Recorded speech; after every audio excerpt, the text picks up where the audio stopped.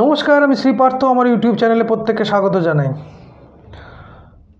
আমাদের জন্মছকের সপ্তম ভাব একটা খুবই গুরুত্বপূর্ণ ভাব। এই সপ্তম ভাব থেকে আমরা আমাদের বৈবাহিক জীবন, আমাদের রিলেশনশিপ, আমাদের পার্টনার কেমন হবে এর বিচার ইত্যাদি আমরা করে থাকি। আবার এই সপ্তম ভাবই হচ্ছে খুব ডেঞ্জারাস হাউস, কারণ এটাকে আমরা মারক ভাব বলে থাকি। সপ্তমভাবে বসে থাকা গ্রহের দশা বা অন্তর্দশা চলাকালীন আমাদের কিন্তু মৃত্যু বা মৃত্যুতুল্য কষ্ট আমাদের এসে দাঁড়ায়। তো এই সপ্তমভাবে যখন বসে থাকা প্ল্যানেট তার দশা অন্তর্দশা দিয়ে মধ্যে থাকবে, চলবে, তখন কিন্তু আমাদের খুব সচেতন থাকতে হবে। সপ্তম ভাব যেরকম খুব ডেঞ্জারাস জায়গা, সেই সপ্তম ভাবকে কিন্তু আমরা শিবের স্থান বলে থাকি।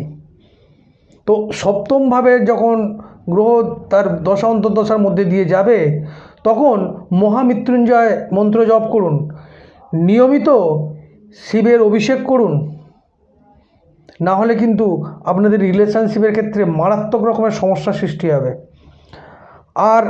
আর একটা সবথেকে বড় বিষয় যেটা, সেটা হচ্ছে সপ্তমভাবে যে শিবের ঘর, সেই শিবের ঘরের মন্ত্র হচ্ছে ওম নমো ভগবতে রুদ্রায়।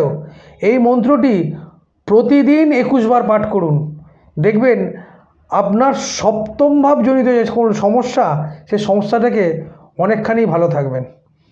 সুস্থ থাকুন, ভালো থাকুন।